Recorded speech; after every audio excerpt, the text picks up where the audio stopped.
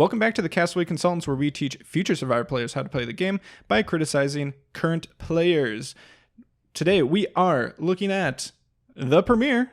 It's here, Survivor 45. I'm one of your co-hosts, Josh Wessler, joined today by, as always, Ryan Stacy and Derek Kubicek. We're back, baby. Survivor 45. It's here. Survivor 45. No cheesy theme, no nothing, but fresh new faces and plenty to talk about. Mostly new faces. And we don't need a cheesy new theme because, man, oh man, this was a premiere. And a 90-minute premiere. 90-minute episodes for the whole season, which is exciting. And, boy, we hit the ground running with... Folks, we have a disaster tribe on our hands. Finally, yes. At this hour, we have a disaster tribe. We're back, baby. We're back. Survivor 45. This is exciting. It's good to be back. Rewinds are fun, but it's good to just get some new Survivor. Mm-hmm. We have no idea what's going to happen next. I mean, tell you what, this tribe is such a disaster. The episode title, We Can Do Hard Things, I'm not so sure that we can accomplish this hard thing. No, I'm not so sure about it. of fixing this tribe. Yeah, episode 1, We Can Do Hard Things. I don't have a ton of confidence in one of these tribes. Multiple people thinking that they already can't achieve these. Yep. Well, I don't know what else we could say before jumping into it. No, just, if you're new around here, welcome. Yeah, welcome. If you just found us, or if you found us during the off season and this is your first time listening to a modern recap, welcome as well. Yep. What we do here is we're trying to teach future Survivor contestants how to play the game. So we criticize current and past players, current in this case. We're not very... okay, I should rephrase that. I'm not very nice. Josh and Derek can be a little nicer than me. Ryan is the Emily of the podcast. Oh, that's rude. I much prefer the Randy Bailey of the podcast. Oh, okay. Our own resident Randy Bailey. But yeah, we're here to tell these people what they did wrong so you can learn and hopefully not make the same mistakes. There's a lot to talk about here tonight. Mm-hmm. I think a lot of the game mechanics, we'll just get to that as we come to it. So I don't really have any precursors, except I'm just happy Survivor is back. So do we want to jump right into the cast list here and hit the ground running? Yeah, I'm good with that. So we have 18 people, 3 tribes of 6. Derek, why don't you go ahead and give us these contestants? Yep, beginning with the Reba tribe. I'm going to go left to right as they were on the boat. Reba in red, as in Reba McEntire's red hair. It's really funny how these colors are going to align. So Tremors is Reba McEntire. So a 0.1 for production on this one, because this is going to be incredibly easy. On the Reba tribe, we have Austin Lee Kuhn, 26-year-old from Chicago, Illinois. He is a grad student. We have Dee Valadares, 25-year-old from Miami, Florida. She's an entrepreneur. We have Drew, a.k.a. Basile, a.k.a. Drew Basile, a 22-year-old from Philadelphia. He is a grad student. We have Jay Maya, a professional singer from L.A. We have Julie Alley, a 49-year-old from Brentwood, Tennessee. She is an estate attorney, a late attorney. Yeah, meaning she didn't become an attorney till later in life. We have Sifu Alsup, a 30-year-old from O'Fallon, Illinois, who is a gym owner and has been doing martial arts for 24 years. Tai Chi. I like when they were going through the intros, Ryan mentioned that he seemed a little bit like Coach. Yeah, I got some major Coach vibes. So far, a little bit of Coach, a little bit of Tony Glashos. Great combo. We'll see how that works out for you. Over on the Lulu tribe, as in Lululemon, as in yellow. On the Lulu tribe, we have Brandon Donlin, a 25-year-old from Sicklerville, New Jersey. He is a Sicklerville. Oh, Sicklerville. I think that's an L. Yes. I think that's an L. A 25-year-old from Sicklerville, New Jersey. He is a content producer. We have Emily Flippin, a 28-year-old from Laurel, Maryland. She is an investment analyst. And fun fact, Josh and I are aware of her on a podcast, the Motley Fool podcast. So that's fun. Yeah, that was a fun one to have pop up. I just saw that. I'm like, Emily Flippin, where do I know that name? Because she's not a super regular, a guest on there. Like, I would say, I don't know, 1 out of every 10, 20 episodes. They have a lot of correspondents they work with. So I'm like, where do I know that name? And then financial analyst, I'm like, and it just clicked. I'm like, oh my gosh, like I've actually listened to this person before. That's funny. So that's cool. Hannah Rose, a 32-year-old from Baltimore City, Maryland. She's a therapist. Is Baltimore City different from Baltimore? I don't think so, but we have Caleb Gebrewald, I'm sorry, I'm butchering it, a 28-year-old from Vancouver, British Columbia. Those classic Canadian names. Darn Canadians. A software salesman. We have Sabaya Broderick, a 27-year-old from Jacksonville, North Carolina, and she is a truck driver. Yes, Jacksonville, North Carolina. The famous Jacksonville. Yeah, that's where the Jaguars play, right? Yeah, right? And Sean Edwards, a 34-year-old from Provo, Orem, Utah, and he is a school principal. Rounding it out, we have the Bello tribe, Blue for Bello. First, we have Brando Meyer, a 22-year-old from Seattle, Washington. He is a software developer. Bruce Perriot, the Survivor legend from season 44. He is a 46-year-old from Warwick, Rhode Island. For his job, it doesn't have it out currently, but he's an insurance agent. We have, returning. He got injured the last time and played medevac, earliest medevac ever, day 1, and he's back, baby. We've got Jeff telling him to watch his head. Yep. Jake O'Kane, a 26-year-old from Boston. You can hear it. Yep. And he is an attorney, Derek's favorite. By the way, we have 3 attorneys on this season, which is just food. Give it to me. Derek's so excited to just bash these people. Nourishment. Speaking of attorneys, we have Katura Tops, a 34-year-old from Brooklyn, New York, civil rights attorney. We have Kelly Nalbandian, a 29-year-old from New York. She's a critical care nurse. And Kendra McQuarrie, she is a 30-year-old from Steamboat Springs, Colorado, and she is a bartender, so channeling her inner Michelle. And she's a Virgo. And she's a Virgo, and she's along with half of this other tribe. and she's gonna tell you all about it. That is our cast. That's what we have. We're sticking to it. No changes, swaps, refunds, or otherwise exchanges. Here we go.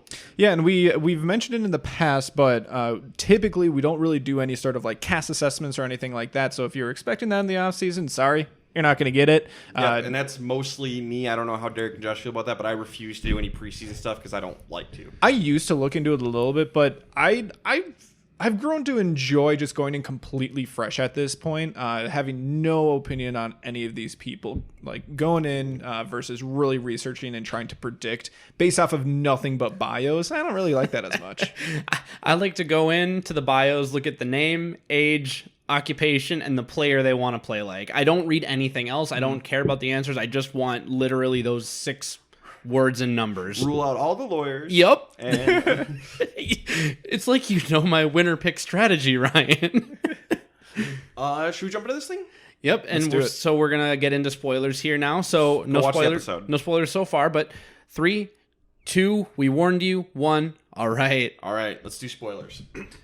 I'm very okay with the boot order so far. Yes. Well, we lose Kelly Wentworth here. We lose the reincarnation of Kelly Wentworth. Yeah. There's the person who goes home is Hannah. She looks just like Kelly Wentworth. Yeah. That's all you need to know.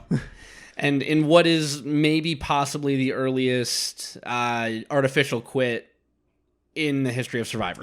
Yep. Basically a quit. It's not a quit. It's basically a quit. But before we get to that, our survivors will come in. They're going to get on a boat. We're going to do our opening challenge on a boat. And right off the bat, Bruce is here. We got to address the elephant in the room. And Bruce is basically like, yeah, but very quickly here, I will have no advantage over any of you, basically. And right away, our financial, what is she? Financial analyst. I would say investment analyst. Investment analyst. Derek and Josh's favorite, Emily. She's going to push back on that and try and throw Bruce right under the bus. And we're rolling. That's some corporate speak right there. I have to push back on what Bruce said because he has had a chance to prepare himself mentally.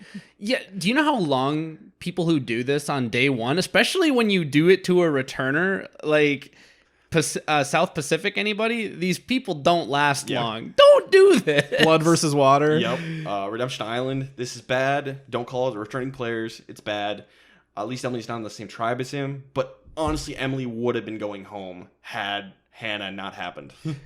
Clearly an investment analyst and not a survivor specialist or a survivor analyst or anything like that, because this is some Survivor 201. Honestly, one of the worst first episode contestants we've seen. Agreed. Worst ones to not go home is even. Worst first episodes to survive. What is fun, I think we have a genuine villain for the first time in forever. I'm not buying into it quite yet. Josh, buy into the hype. Because I don't think she's going to be long enough, around long enough for it to matter. Villains don't have to last long. I understand. I'll appreciate a villain more once they're here for half the season. But yeah, we talked about it before. Don't call people out, especially on day one, and especially unprompted. Jeff didn't even call on her. Nope. She's just like, yeah, I don't know about that. Like, over here, Jeff, I'm gonna say something that might bury my game. My back. Bruce, though, I think if I'm Bruce, I would be like, yeah, I don't remember much. I hit my head and I don't remember much. I had a concussion. Ooh, a fugue state. Yeah. Honestly, I Good think strategy. I'd go Walter White and say, like, I have very few memories of my time on Survivor. More like Overboard, actually. I remember there was a beach and there was water. I think we built a shelter, but I don't know. And blood? Sorry, my Overboard joke really has me laughing, and it did not get the laugh it deserved. Never seen it. But the point is, it's a boat, Survivor, Overboard, ocean. Come on. Anyway, we're good.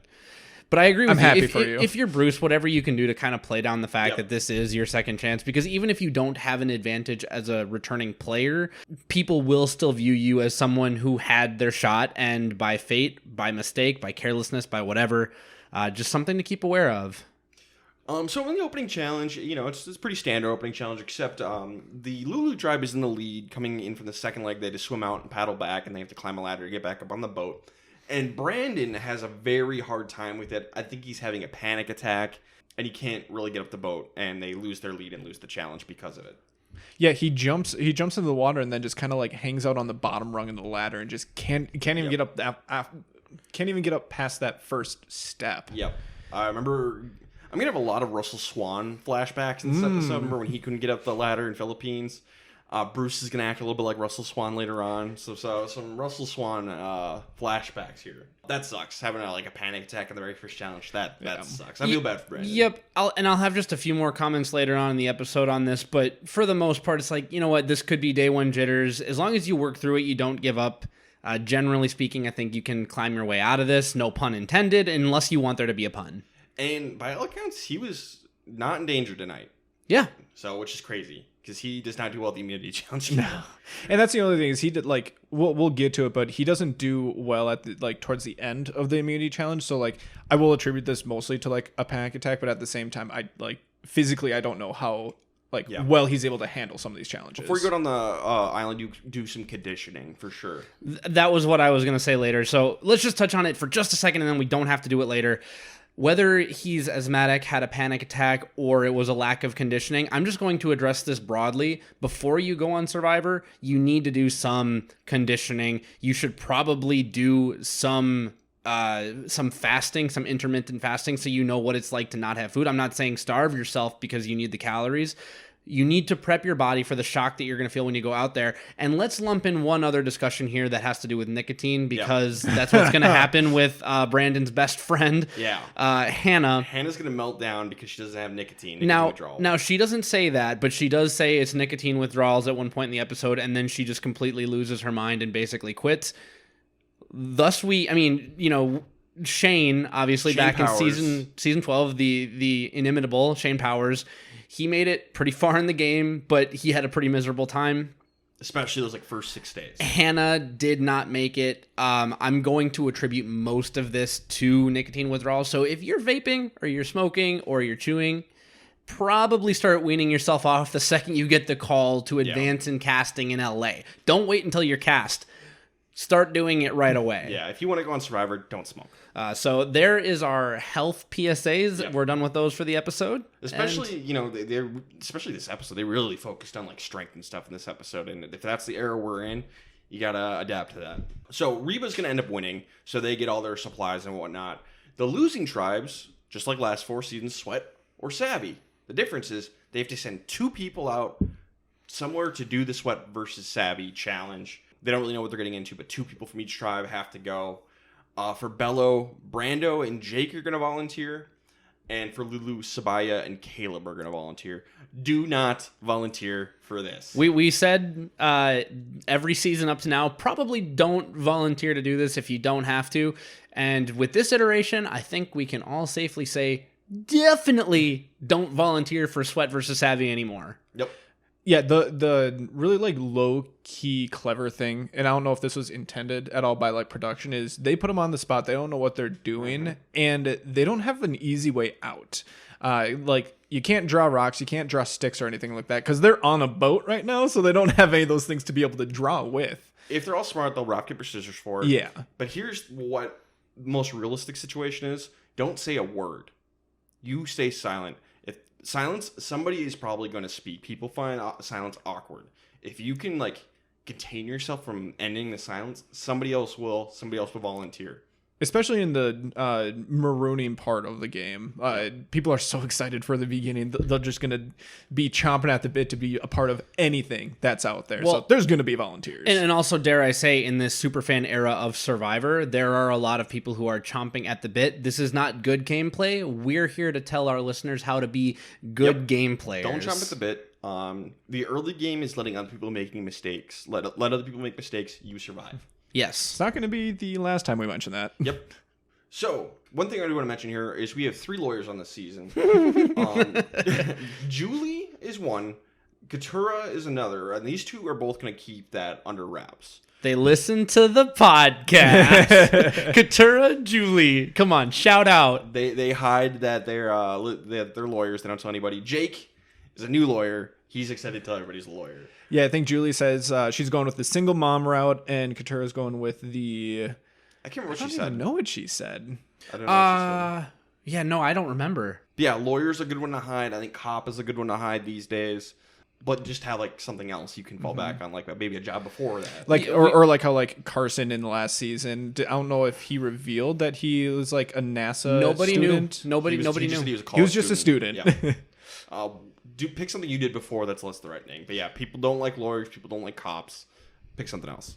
Over on Bello, Bruce is going to pull the old Russell Swan. He doesn't want to be the leader. Proceeds to be the leader.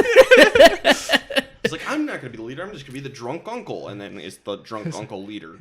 You know what we should do? All of these things. You know what we shouldn't do? All the things that you want to be doing. What is the name of the Uncle Goose in Aristocats? Uncle Waldo. Uncle Waldo.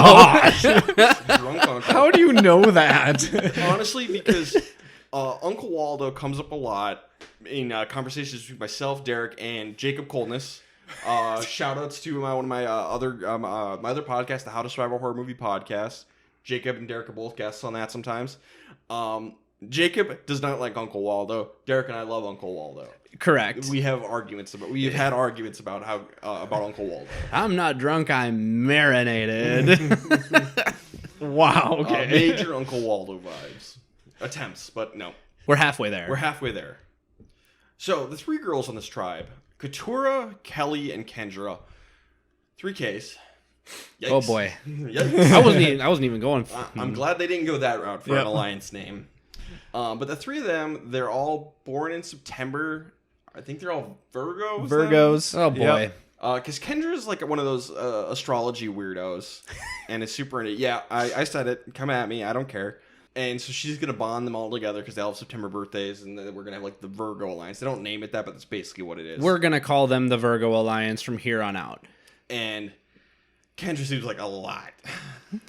I don't think I'd get along with it. I would have a hard time. What was funny in her bio, I was looking at players that she wants to play like. She said, oh, I want to play like Michelle. I was like, oh, bartender, makes sense. And then she said, but I haven't connected with a single contestant until I saw Carolyn last season. And I was like, oh no, oh boy. And here we go. Yeah. Honestly, pretty close. Like, she's not quite on the I'm not normal, throwing leaves over her head level, but she definitely has some eccentricities. Yeah. This would be so tough for me. I mean, I think I could do it because I have coworkers who are into astrology. But the thing is, I would have a hard time because typically I make fun of my coworkers to their face. You would really struggle with that. I would struggle so hard. I would just be like, oh yeah, well, what does that mean? I think I would just have to ask questions. Yeah, that's all you have to do. You just have to feed into it, basically. Try not to make fun of it and just kind of entertain them because they will love to talk about it. Yeah. And I have nothing against people who really want to be interested in that stuff. Just, it's just the people who are really pushy about it. And Some people are, some people aren't. You know how every time there's a professional athlete on Survivor, they always put someone who's going to know who that athlete is? Mm-hmm. One day when I'm on Survivor, they're going to put someone on the season who listens to this podcast. And they're going to know a few of my opinions. So I'm just going to go ahead and give the show some ammo so this person can use it against me. Astrology, if it is a farce. It is a shame, and for as long as they publish it on the front page of the Wall Street Journal or any other major publication, I will know that journalism has no integrity. So use it against me. I'll know that you're a listener of the podcast. But that said, whatever makes you happy, I'm not going to dislike you for it. I just... I can't do it. Once the show is over, I will make fun of you to your face. Like, I will. I hate... astrology is stupid. I stand by that. I mean it. Please go ahead and take offense to it, because I mean it in an offensive way. That said, on the show, I wouldn't say that. I'd be like, oh, yeah, okay, yeah. What does being a Virgo mean? Tell me about being a Virgo. Try and connect with them. So try and put your biases aside for stuff like this. But I really think astrology is stupid. There's not much more to speak on for it. But that said, this is something that might come up. You might want to at least understand basic astrology if you want to bond with people. I'm not saying really get into it, but it doesn't hurt to know it. Hey, it could always lead to an alliance. Exactly. My old coworker, shout out Saquon, she did a reading for me one time or whatever. She did my sign chart or whatever it's called. And basically, I think it was a Sagittarius Cancer rising. And she's like, wow, basically, this means you're a bitch. I'm like, oh, okay. That checks out. And we're typically family friendly on this podcast, so if this is your first episode, that'll be the first and last time that we cuss this episode. That was an exact quote. That was an exact quote. But these three girls are going to get along. They're going to form basically an alliance, Virgo alliance. Hey, anything that you have in common with them, you can use that to bond. We haven't talked about this in a while. Everyone on that tribe who is not a Virgo should be very afraid right now. Yeah, I'd form a December birthday alliance. Sure, why not? What a trivial thing to form an alliance over. Hey, we all have brown hair. Sure. Hey, gotta be scared of that brown hair alliance. We're all humans. We should form an alliance.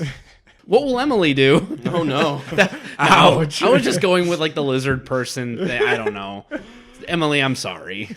All right, Lulu Tribe. Speaking of Emily, she's going to throw Caleb and Sabaya under the bus because they went to go do the sweater savvy thing. And she's like, if they come back with nothing, we know they have like an advantage or something. What? This is so interesting because like we are pretty big proponents on this podcast about subtly throwing people under the bus for whatever. It doesn't matter what. Like just throwing people under the bus subtly. I was going to say, let's key in on subtly. So here's the way you can do this. They come back with nothing. We'll get more into that in a little bit. But Emily could go around to the others and be like, so do you think they really like lost or do you think they got something else? Like toss yes. like a softball leading question. questions. Leading questions. I love leading questions. Not accusations. Yeah. Like just see what other people think. See if they throw something out, then you can talk about it. If they're like, no, I trust them, then you can let it go. This is the difference between like subterfuge and laying siege. She's laying siege openly. Like, that's their castle. I will destroy it. No, you gotta dig. Using mainly spoons, you have to dig underneath. Or Trojan horse, whatever. Don't care. Pick your myth. And we haven't really mentioned it, but you kind of have to go under the assumption, especially with how modern casting has gone, this is an extremely positive tribe. Mm-hmm. And if you've seen the new era so far, casting has been extremely positive. All yes, extroverts. there's still some negative people on every single season. People who maybe can be considered, potential villains. You just have to assume that maybe if you do, and she's self-proclaimed here, she said in a confessional that she does have a little bit more of a pessimistic view. You need to lay back on some of that. We'll get more into that later too. Emily. Bring back the 39 days. I want to see some miserable people. So the sweater savvy thing, all the 4 people, they arrive at the beach, and it's actually a challenge. They have to do sweat and savvy in X time limit. If one of the team completes it, they win, they get their stuff, and the second team gets nothing. Yeah, so not only are you going against each other, but you're going against the clock. Yep, you're going against the clock. If both teams fail, you get nothing. Both teams fail on the savvy part. Way too hard. I don't know. I really want to know how you do this puzzle. And they had an hour? Honestly, make it 90 minutes for season 46. Just like the season. Do the same thing. Can I say I love this format though? Like I think it's a great improvement on the previous format of Sweat versus Savvy. I like pin them against each other. It's almost like the like consolation bracket. Yep. If you're thinking of a tournament, like you already have the winner who got their flint and is off back at camp already. Now you're in the consolation bracket with like the people competing for second place. Maybe get rid of the time limit like in it. I don't know. Different puzzle. Yeah. Maybe a little hard. I have no idea where to even start with this one. I don't even know, like, undo a flint from a loop. One thing I didn't like, they could have changed the camera angles to show the people at home what the puzzle looks like a little better, but I suppose they don't want Carson 3D printing it for when he comes back. So I wonder if they'll maybe reuse this thing later in the season, and maybe that's why they're not doing it right now. Ghost Island 2. They did that in Code Wrong, where an unused puzzle portion was used as a challenge later on. So maybe they'll do that. That'd be interesting. Cool. But yeah, so they don't get anything. They come back to camp, and Emily does not believe Savia and Caleb at all. And Sean's immediately going to tell Savia, like, hey, Emily's just throwing you guys under the bus. Love it. Emily is going to be very negative, very glass half full attitude. You can't do glass that. Half empty. Or, sorry, glass half empty. You can't do that on Survivor. I know, some people are naturally pessimistic. That's fine. But on Survivor, you can't do that. Especially, like, first impression stuff. You can't. Emily is terrible at this game. And you can tell she's really knowledgeable on it, too. Like, she knows things about the strategy, about the game. It's, what I said earlier, like, doing it subtly and knowing, like, the right time and the right, wording, I guess, for lack of better words. Brandon and Hannah are both kind of going to melt down over this episode. Hannah's going through nicotine withdrawal. Brandon's having panic attacks, and they're going to comfort each other. It's a very nice moment. And I'm like, oh, they're going to form an alliance and maybe go far.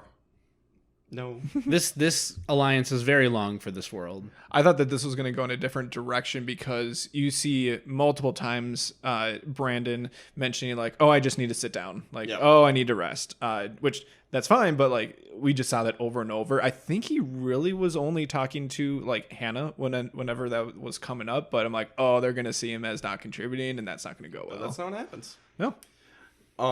Katura, she's going to keep hiding the fact that she's a lawyer and ask Jake, hey, what's it like being a lawyer?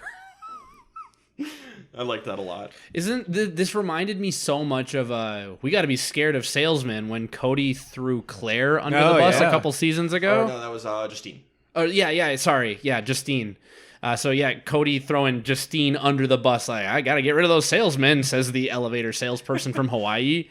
Word. So I want to give Emily a little credit here.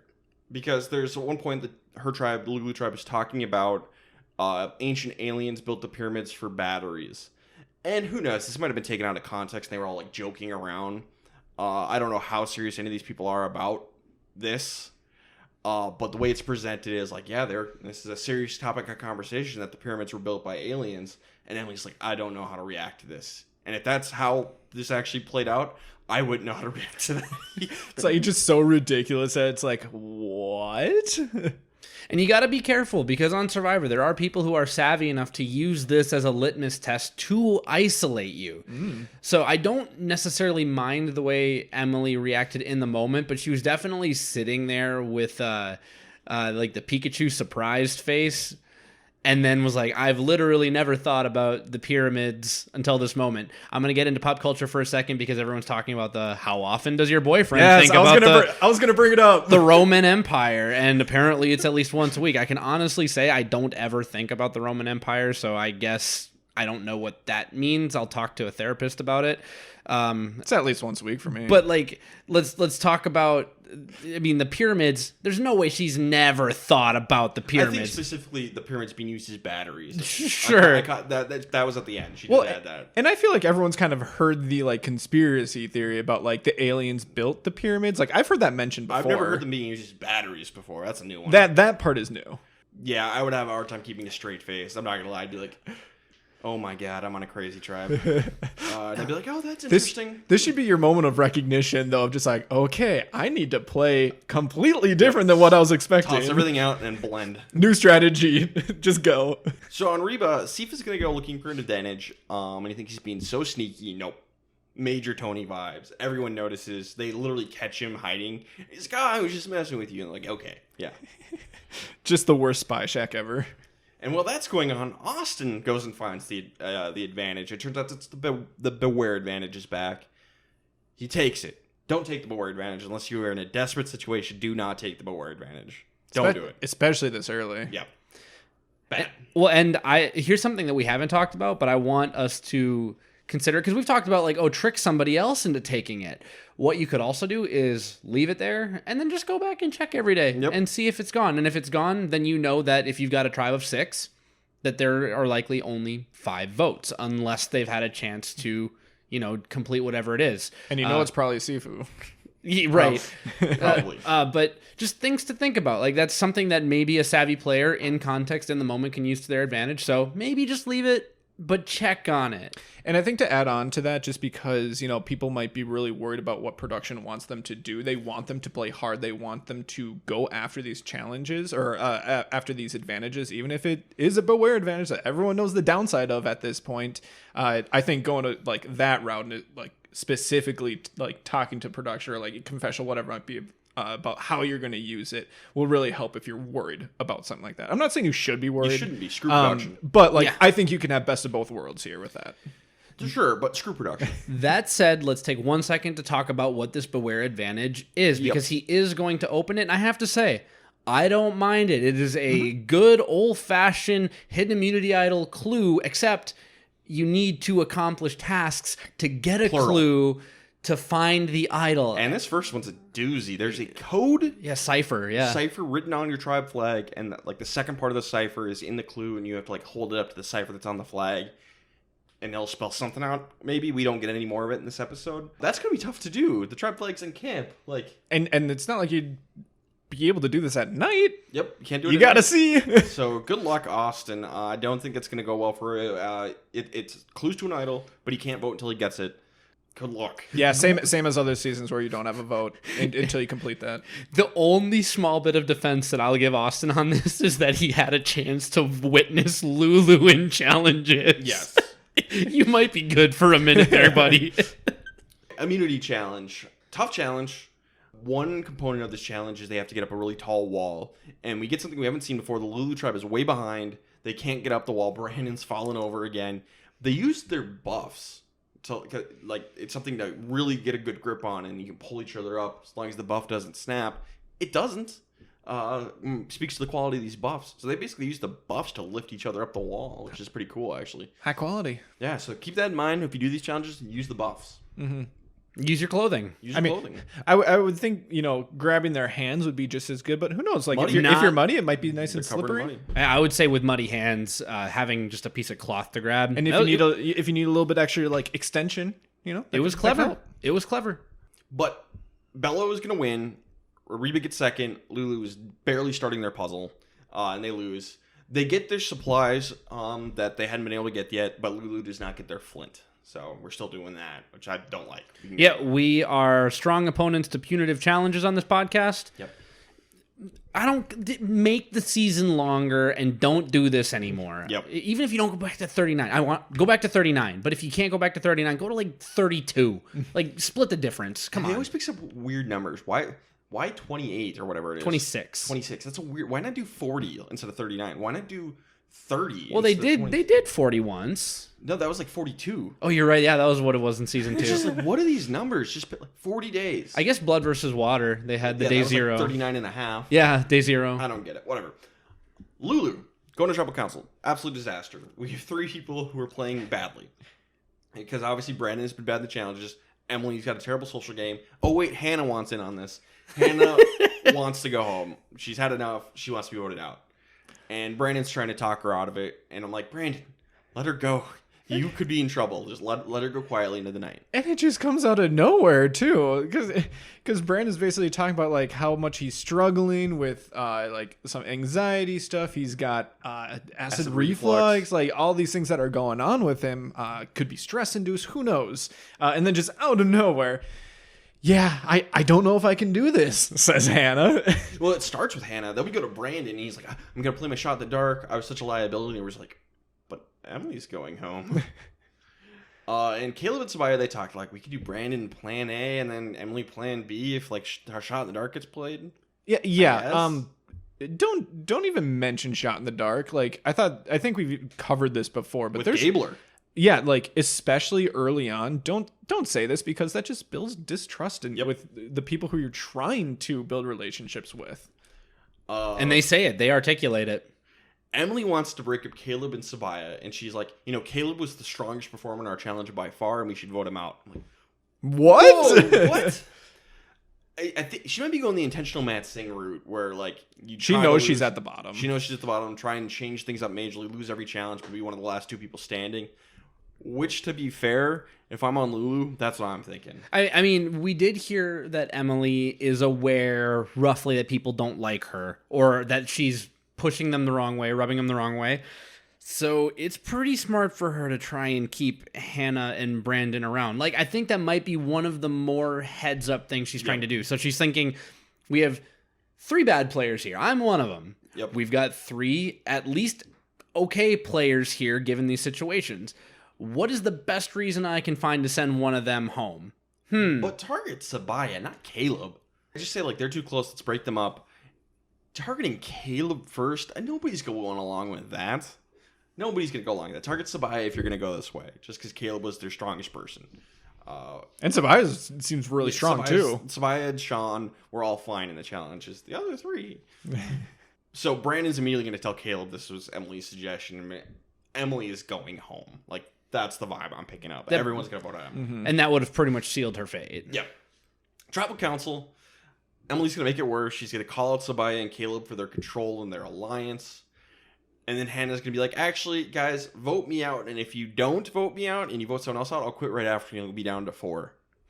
Voting me out is not the only way for me to go home. I'm not going back to camp. Yeah, I'm not going back to that camp. I want to have a bed. Ugh. Yeah, she's playing hardball. And everybody's like, all right, I guess we'll just verbally vote you out right here. And that's what they do. It's everyone agrees. We'll just vote Hannah. 5 votes Hannah.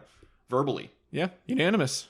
Yeah, I think that's all you can do at this point. Like, you can't go down to 4 people yet. No, this is the right move. Like, did the right person go home? No, but like, is it the right move to like verbally vote her out? Yeah, because you don't know if she's actually going to quit or not, and it is not worth risking going down to 4 people. Well, and I think Caleb even says, I don't think Hannah's going to quit, so maybe it's not best to vote her out just because she kind of wants to go home. They want to hold her hostage. I love the old keep them, 100%. hold them hostage, but I mean, that move makes a lot more sense, like, post-merge. Yep. It's a little more difficult when you need to live with these people and compete with these people on a tribe basis for a while.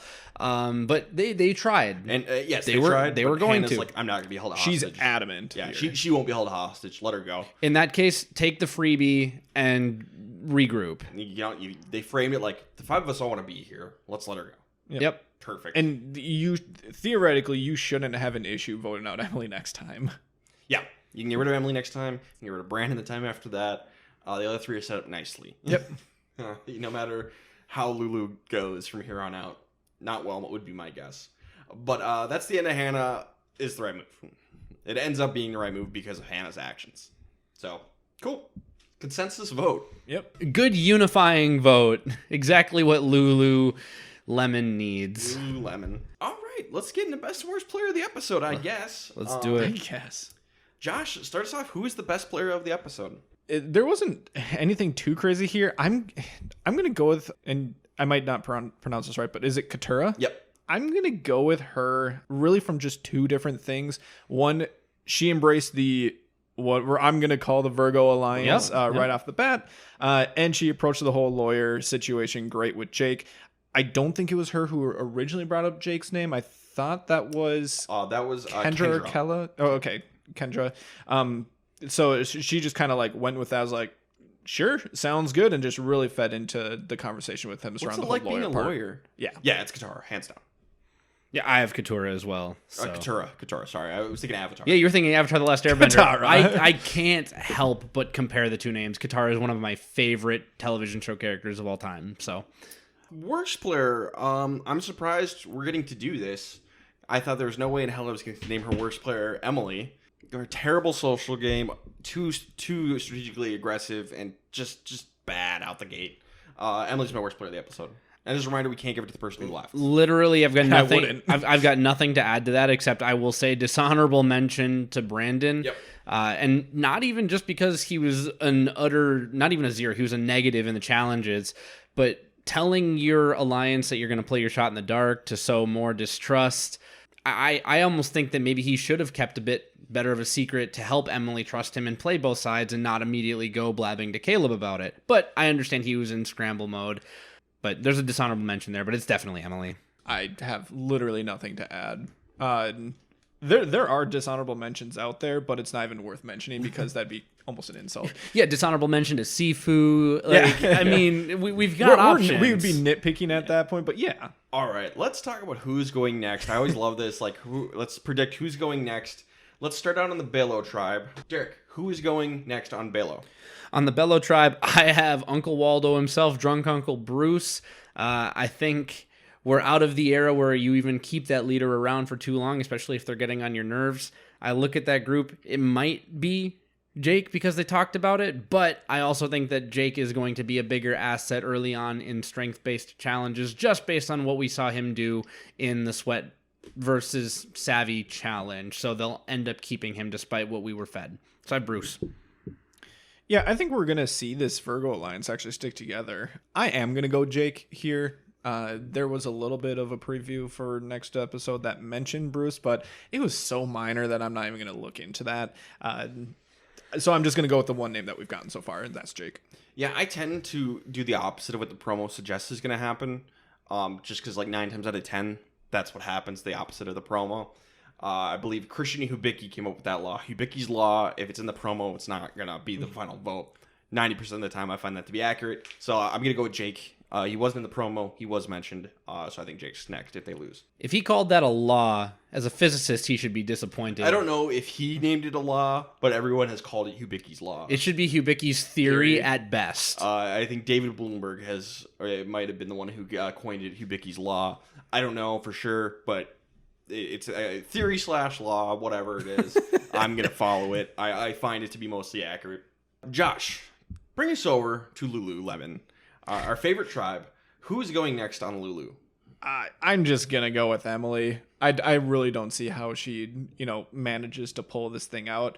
I'm rooting for her just because I think it'd be extremely entertaining if she made her way, somehow into the post-merge of this season, maybe into a tribe swap if that hopefully happens. But I really don't see how that would end up happening. Maybe they would switch to Brandon, but I'm not gonna get my hopes up. Emily, I think, is one of the 10% of Hubicki's law. I think Emily's going. I have Emily as well, and that's if Brandon doesn't get medevaced. True, Brandon's got a good social game going on, so yep. Good enough to get him past Emily. Yeah, seems like everyone likes him at the very least. Yep. Let's go to the Reba McEntire tribe. We didn't get a lot from them. The only, there's 2 people who we got really any screen time, both negative. I'm just going to go with Sifu. I got not much else to work with, but he's Tony from Game Changers, which is not who you want to be. So Sifu. The Tony comparisons are already coming up. If people are comparing you to Tony, that means that you're going to leave about as early as Tony did in Game Changers.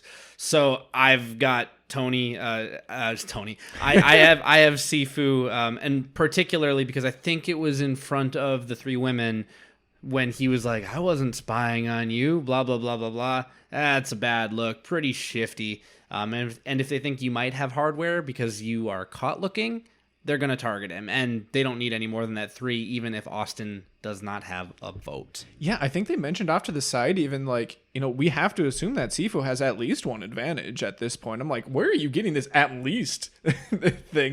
How many advantages do you think are out there? Season 41, 2, 3, and 4, baby. Yeah, that's fair. Yeah.